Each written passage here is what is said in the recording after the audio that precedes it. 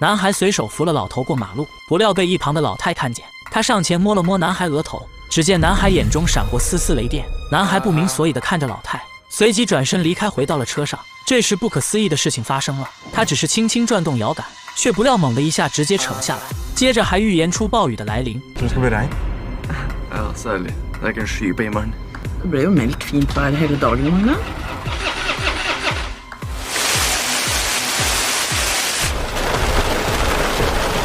然而诡异的事情并没有结束，同桌的车轮被人给损坏，他却能徒手给硬掰回来。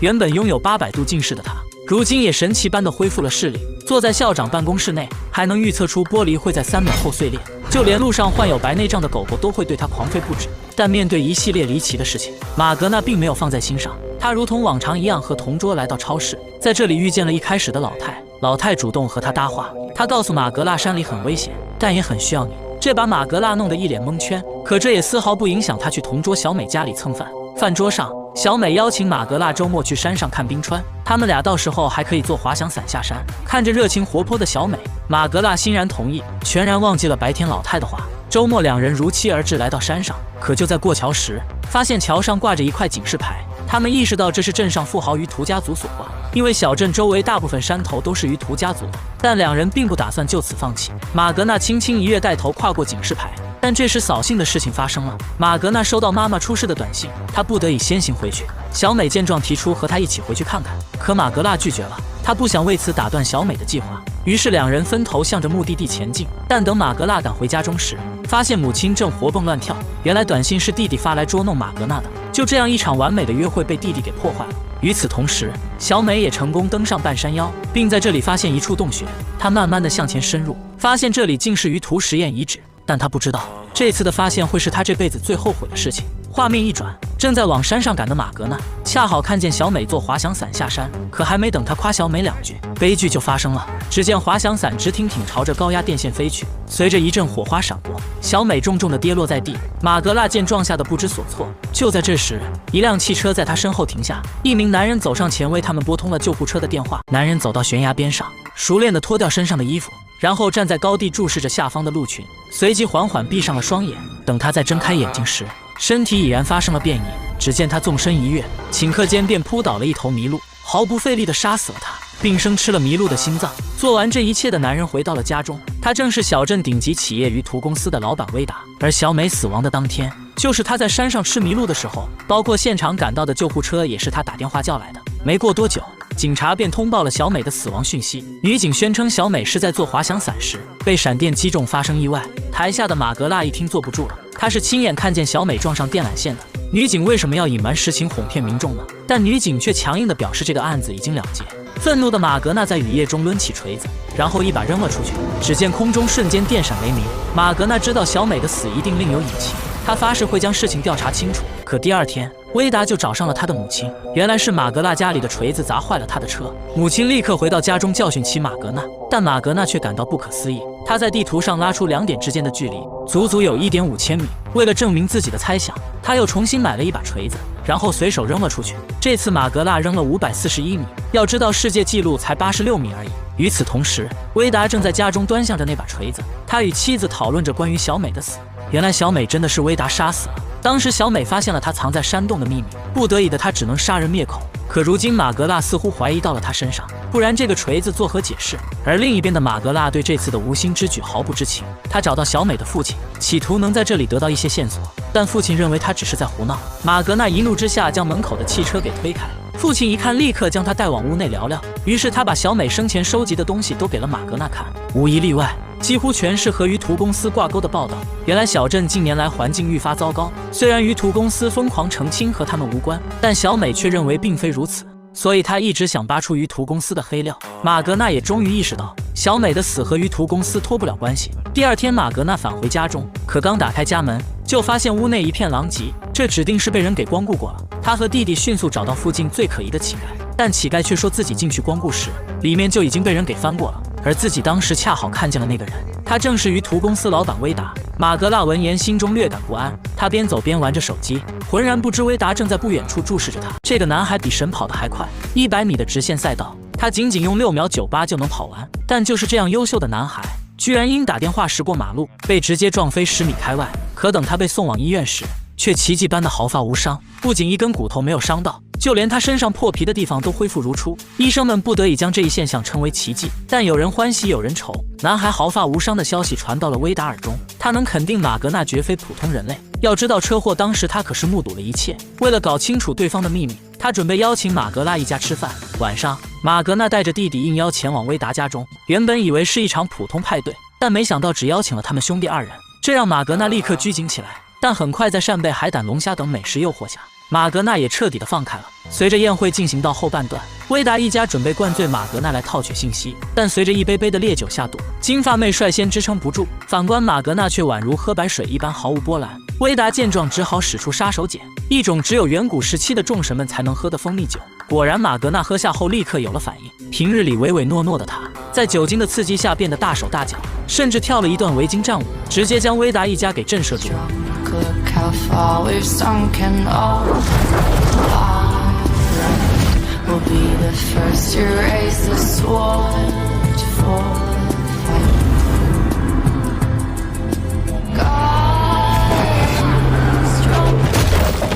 一旁的威达妻子见时机成熟，准备趁胜追击打探马格纳的底细。马格纳也迷迷糊糊说出自己现在异于常人。妻子一听，立刻决定试探一下马格纳的力量。两人决定扳手腕一较高下，但无论马格纳如何用力，都不能撼动妻子分毫，甚至还隐约落了下风。见情况不妙，马格纳立刻调动全身的力量，但就在他低头准备发力时，他看到了诡异的一幕。也就是这分神的刹那，对方瞬间发力一举拿下了比赛。惊魂未定的马格纳来到卫生间，他觉得刚刚的一切都是酒后产生的幻觉。但等他抬起头，更加诡异的事情发生了。镜中所现之人，居然是一个长相酷似马格纳的维京壮汉。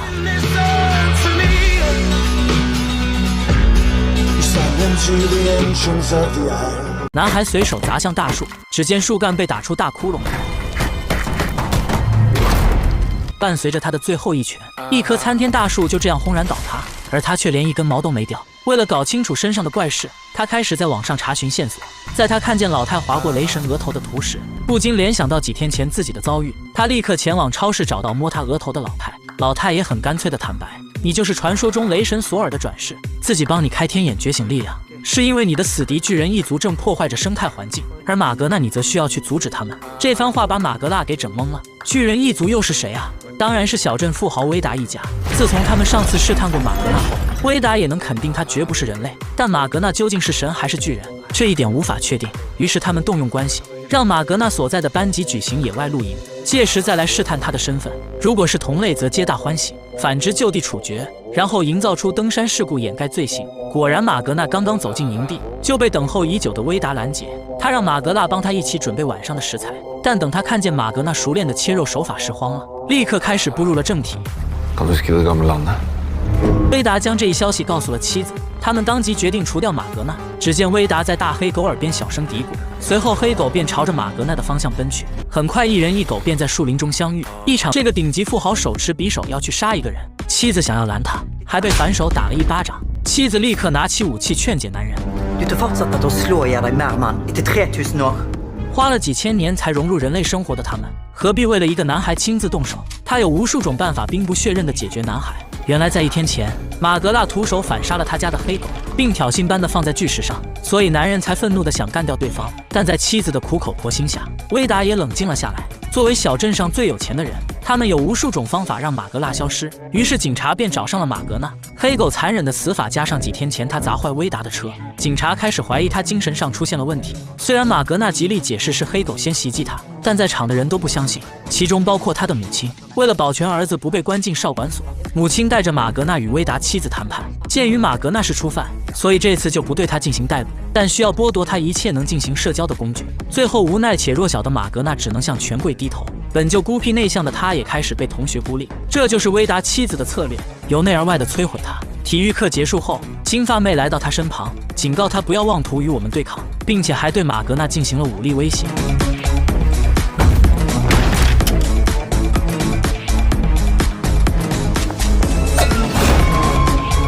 既找不到威达旗下公司污染环境的证据，又没有能力正面与之对抗。绝望的马格纳准备用文字发起反击。他写了一篇关于鱼图公司污染环境的论文，想以此来给威达他们制造麻烦。但要知道，他的母亲就在鱼图公司里上班，如果任由儿子做出这种污蔑的行为，那他的饭碗指定保不住。就这样，马格纳的文公也被扼杀在此。就在他打算彻底放弃时，小美的父亲找到了他，并交给他一个扭转局势的东西，那就是小美的手机。原来在小美死后，父亲曾去过山上回忆着和女儿的点滴，但却无意发现了小美一直下落不明的手机。不幸的是，手机被上了锁，而他又根本不知道密码。马格纳平时和小美关系比较好，所以想让她试试能不能解开。在等小美父亲走后，他回忆着小美曾和他说过的各种秘密，最终果然蒙对了密码。小美死前拍摄的视频与照片则展现在了他的面前，而这也是小美死亡的始因。他根据视频中的线索，在山上找到了鱼图公司的秘密仓库。在进入仓库后，成千上万桶的化学废料映入眼帘，而这些有毒物质随着冰川河流正一同向着小镇涌入。马格纳知道这将是他扳倒威达一家最好的机会。这个男孩无意走进一个山洞，他打开洞中的大门，发现里面存放了上千桶化学废料，并且这些有毒物质还流进了小镇居民的饮用水中。男孩当即决定报警，但等他带着警察返回来时，却发现山洞的主人威达早已等候多时。威达甚至还主动打开大门，请众人进去。果然进去一看，这里哪还有所谓的化学废料，有的只是冰川融化后遗留的积水。难道马格纳之前看见的一切都是幻觉吗？很快，他污蔑鱼图公司的事情传遍了小镇，再加上他之前杀狗的事，学校决定不再收留他，并将他直接送往精神病院进行鉴定。似乎他的人生就这样被定格在了这里。而对于威达来说，最大的麻烦已经被解决，接下来就是处理其他琐事，比如儿子弄丢了他们的合照。要知道，每张照片都有着几百年的历史，这要是流传出去，那他们活了几千年的秘密就暴露了。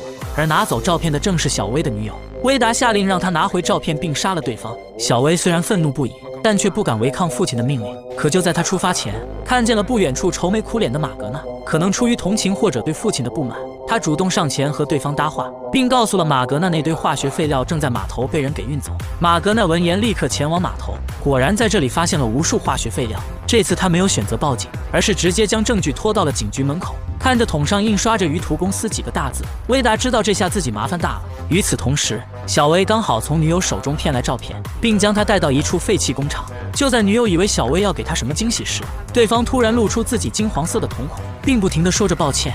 危机时刻，马格纳及时赶到，抡起锤子砸了过去。就在他准备替天行道之时，小薇女友突然挡在他的面前，不让马格纳继续下手。也就是拖延的这一会儿，威达也赶到了这里，两人积怨已久的矛盾也终于爆发。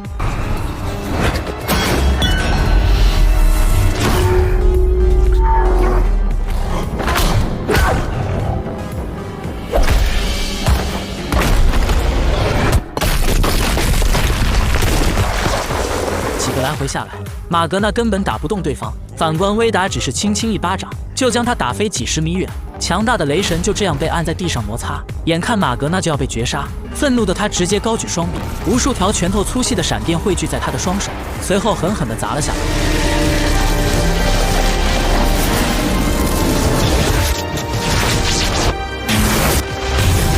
但奈何马格纳还没适应这股力量，于是两人双双被击成重伤。然而不远处的先知老太正注视着这一切。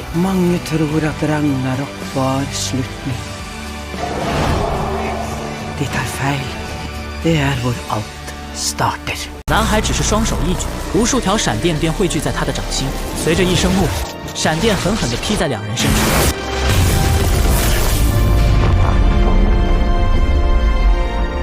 没过多久，救护车闻声赶来，他们刚想给男孩做心电复苏，但随即医护人员反被电飞数米，男孩却也因此醒了过来。苏醒的他第一时间起身准备干掉昏迷的敌人，可他不知道威达比他先醒一步。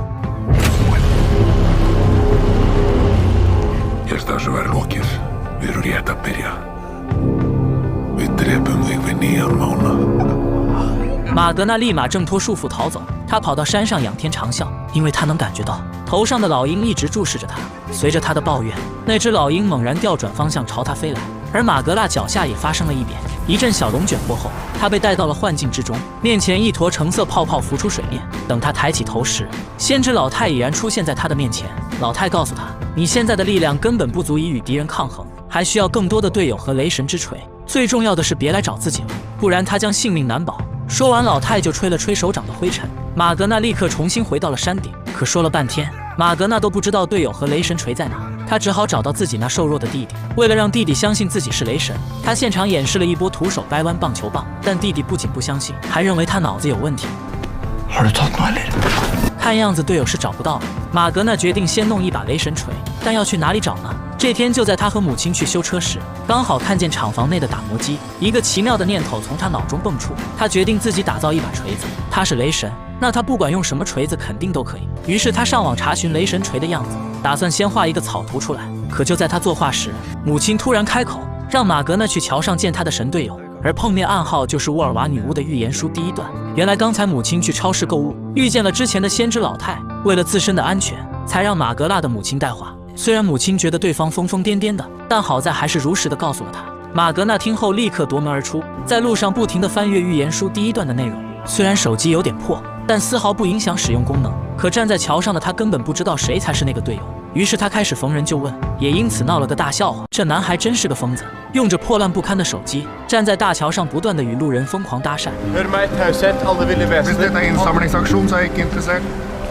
就在此时，一个黑妹推着老头迎面走来，男孩瞬间来了感觉。Valfar, du ønsket jeg ville fortelle det gamle budskap som best jeg minnes. 他就是男孩的第一个神队友。为了了解对方的能力，男孩将他带到自己的卧室，当即展示了一番他的神力。接下来便是轮到黑妹表演了。他们来到一场派对，只见黑妹直勾勾地盯着面前的男人。Du har veldig lyst til å hente en drink til meg. 然后男人居然真的照做了。没错，黑妹的超能力就是能够魅惑他人，这让马格纳高兴坏了。他带着黑妹来到修理厂，拿出自己画的雷神锤，想让老板帮忙打造一个，但老板开口就是5万块，没办法，只能让黑妹动手。很快，老板不仅愿意免费帮忙打造，还非要倒贴给他们5万块。然而，就在马格纳为大战前夕做着准备时，他的死敌巨人一族也在紧锣密鼓地筹备着。威达召开家族会议，打算集结全家灭了马格纳，但不料他的儿子小威却不愿意了。他现在只想和女友去过和平的生活。还没等威达缓过神来，国家环保局又找上了他，因为环境污染问题，他经营的鱼图企业将被正式立案调查。这下威达瞬间陷入四面楚歌之境。可造化弄人，马格纳的母亲居然找上了他，并告诉他马格纳的弟弟是他的亲儿子，这让事情瞬间有了转机。等马格纳回到家时，正好撞见两人有说有笑的从屋内走出。看见威达那挑衅般的笑容，他气得头发都掉了好几根。为了能够让弟弟为己所用，威达让他感受到了从没拥有过的父爱。看时机成熟后，威达就准备激活弟弟体内巨人族的血脉。他诱惑弟弟吃下麋鹿的心脏，喝下代表力量的蜂蜜酒。在一阵记忆闪回后，弟弟彻底觉醒了巨人血脉。随即威达一把将他拉到火堆处，想让他明白自己现在已经不是普通人类，任何凡间的武器都不能对他造成伤害。看着手上迅速恢复的伤口，弟弟还是显得不敢相信。直到他在镜子里看见了上古时期的样子，一股优越感油然而生。诡计之神洛基正式回归。第二天，洛基迫不及待地给哥哥展示他的不死之身。就在马格纳认为他已经站在威达那边时，洛基却掏出了威达家中的钥匙，表示他会永远地站在马格纳这边。可他们不知道，这把钥匙会带来多大的麻烦。男孩拿起石台上的大锤，随即后退了几步，做出蓄力的姿势，然后猛地一下扔了出去。只见锤子眨眼就飞出了千米之外。接着男孩做出召回的动作，想将其操控回来。但几分钟过去了，场面一度的安静，两人只好顺着刚才的轨迹走下山去。终于在3000多米外找到了那把大锤。身为雷神的他为什么不能操控锤子呢？带着心中的疑惑，他找到先知老太，给对方看了自己的战锤。老太却说雷神锤是上古世界威力最大的武器，可不是你花9块9就能打造出来的。但有一团火焰从上古时代燃烧至今，晚上到山上去找他，到时候会告诉马格纳应该怎么做。刚说完，老太就感觉到有人在监视他们。马格纳一个扭头的功夫，老太就消失得无影无踪。晚上老太刚走到山脚，一名女人就拦住了她的去路。她知道自己要倒霉了。只见老太低头亲了一下项链，竟然就变成了一只老鹰。可女人并不打算就此放过她，抬手举起上古神弓，只用了一剑便成功刺穿老鹰。身受重伤的老太重新变回了人身，她强撑着回到了疗养院，将刚才那串项链交给了一名独眼男。等马格纳赶到时，老太已经没有了生命迹象，随后在他的注视下化成了一滩灰烬。愤怒的马格纳找到威达妻子，但在不明真相的群众眼里，就是一名强壮的少年在欺负家庭妇女。好在黑妹及时赶到，带走了马格纳。还没等他平复下来心情，他的弟弟又告诉他，威达帮他激活巨人族血脉的事情，说着还演示了一波自己超强的恢复能力。就在马格纳以为弟弟洛基也站在敌人的战线时，洛基却掏出自己骗来的威达家钥匙，并说出那团永不熄灭的火就在威达家。两兄弟微微一笑，顿时有了主意。他们悄悄潜入到威达家中，将自制的雷神锤放进这团火焰里。但半小时过去了，锤子却没有任何的反应。就在两人准备研究一下时，威达赶了回来。他看见了那把大锤，顿时明白洛基背叛了自己。就在他准备弄死这个叛徒儿子时，马格纳站了出来。威达深知自己无法一打二，只能愤怒地将他们赶走。与此同时，疗养院里神志不清的老头正摆弄着项链，手忙脚乱中还给戴上了脖子。老头顿时打了个激灵，顷刻间他仿佛换了个人一样。众神之王奥丁正式回归，很快所有已经苏醒的神明都被奥丁传呼过来，其中也包括了马格纳和洛基。但奥丁并不欢迎洛基的加入，因为他骨子里流着巨人族的血，并且他那诡计之神的名号不是白叫的。就这样，洛基成为孤家寡人一个。医院走廊上，他看着奥丁的血液，脑中顿时窜出一个奇思妙想：如果他的血和奥丁的血相融合，那他能否成为更强的存在？随即他将奥丁的血注射到自己体内，他要变强，强到让奥丁后悔这般对待他。男孩只是注射了奥丁的血液，不料肚子却瞬间大了起来，看起来宛如怀孕几个月的样子。医生见状也被吓坏了，他们连忙给男孩做超声检查，发现他肚子里的确有小生命，但看起来似乎是一条蛇。随着医生的深入检查，那条蛇开始不断的扭动，男孩瞬间疼得嗷嗷作响。没办法，众人只能立即为他做开刀手术。最终那条蛇被取了出来。护士原本打算将它捐给科学研究院，但洛基不同意，这是他的东西，他要自己处理。康复后的洛基找到了父亲，因为奥丁对他的排斥，洛基只能再次投靠父亲的阵营。可威达这辈子最痛恨的就是背叛，哪怕这个人是亲儿子也不行。他拿起上古神斧，准备给洛基一点教训。危急关头，马格纳及时赶到，他不允许任何人伤害自己弟弟，于是两人就这样打了起来。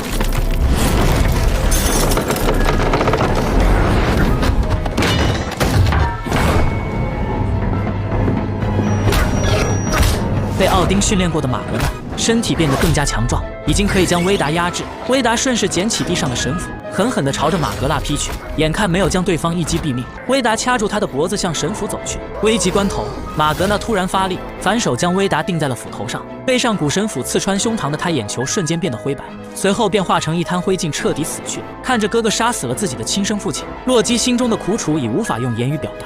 回到家后的马格纳向他解释，威达想要杀你，而我是在保护你。可洛基并不这样认为，父亲他只是想教育我而已。就这样，两兄弟之间产生了隔阂。也就从这天起，洛基的行为开始变得怪异，着装和行为仿佛都变成了另外一个人。马格纳对此无比自责，他后悔了，如果可以重来，他只想做一个普通人，再也不去当什么狗屁雷神，这样他也不会失去自己亲爱的弟弟。之后在威达的葬礼上，马格纳向着上帝祷告。顷刻间，天空突然电闪雷鸣，一道闪电狠狠地劈在教堂上面。马格纳瞬间感觉到有什么东西从体内流失。第二天，他的高度近视回来了，体内的雷电之力也消失不见，他再次成为了一个普通人。但因威达发生改变的不止他和洛基，还有威达的大儿子小男人扒开伫立在悬崖上的石堆，从里面拿出一把上古神斧。随后他赤身站在悬崖之上，一声怒吼宣告着他的回归。父亲的死给他带来了沉重的打击，他不再向往和平，他要做比父亲更加凶狠的人。接管父亲公司的第一天，他就将仇人的母亲从公司辞退。回到家后，他将这件事告诉了儿子马格纳。失去了唯一的经济来源，母亲忍不住的失声痛哭。愤怒的马格纳第一时间来到工厂，他找到小薇讨个说法，但小薇也没给他好脸色。气愤的马格纳一把抓起他的领袖，可失去雷神之力的他太瘦弱了。小薇似乎也察觉到了他的虚弱，反手就将马格纳按在了车窗上，并狠狠地羞辱了他。不再是雷神的他宛如蝼蚁一般弱小，小薇甚至提不起杀他的兴趣。失魂落魄的马格纳回到家中，洛基知道哥哥没有了神力，清楚他不可能再参与到巨人与神明之间的战争，于是选择原谅了他。但他们不找麻烦，不代表麻烦不会找上门。因为威达的死，小薇决定扛起一家之主的大旗，可姐姐却不愿意，她也想当家族的掌权者。她低眉向着母亲求助，可不料母亲居然站在小薇那边。于是金发妹想到了洛基，虽然他是威达的私生子，但也有家族事务的投票权。她驱车找到洛基，以工厂钥匙为交换得到他的支持。很快来到了家族表决日，可就在举手投票前，小薇用更诱人的利益策反了洛基，于是洛基便选择了弃权。但就在他刚到家时，小薇的母亲竟然跟了过来。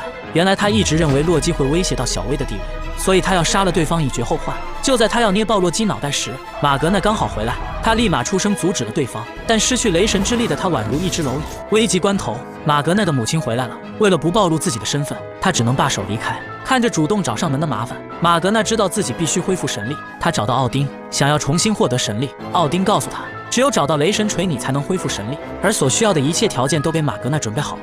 现在只需要从洛基手上拿到工厂钥匙就行。于是他只好以要去工厂拉条幅抗议为由，从洛基手上骗来了钥匙。拿到钥匙的他，在队友的陪同下潜入了工厂，终于在工厂下面的暗道内找到了那团永恒之火。如何打造一把雷神之锤？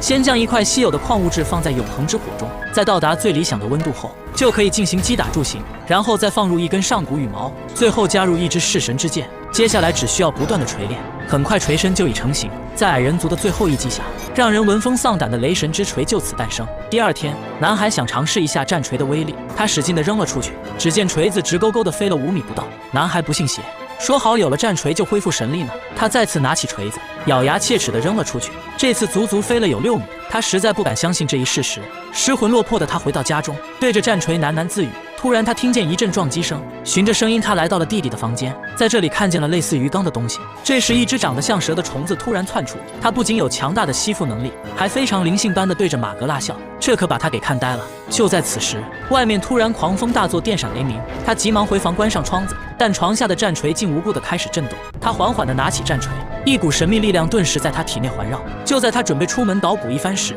弟弟洛基看见了这一幕，他瞬间明白哥哥骗自己拿工厂钥匙的目的，并不是去拉条幅抗议，而是用里面的永恒之火锻造了雷神锤。两兄弟的感情再一次出现了裂痕，但马格纳现在根本无心解释，因为手里的锤子正不停地呼唤着他。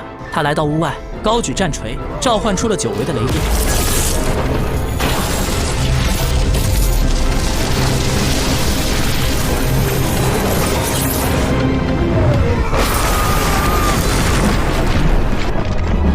就这样，马格纳再次觉醒出了雷电之力，恢复神力的他第一时间来到小薇家，可不料屋内只剩下满身伤痕的金发妹。原来小薇在得知钥匙是他交给洛基后，便对他进行了残暴的殴打。于是金发妹透露了小薇的行踪，他们要去解决叛徒洛基。此时的洛基已经被打得不成人样。就在他们要杀死洛基时，为了保命，他选择出卖哥哥。等马格纳赶回家，正好看见倒在家门口的洛基，怒不可遏的他一把将战锤扔向小薇的汽车。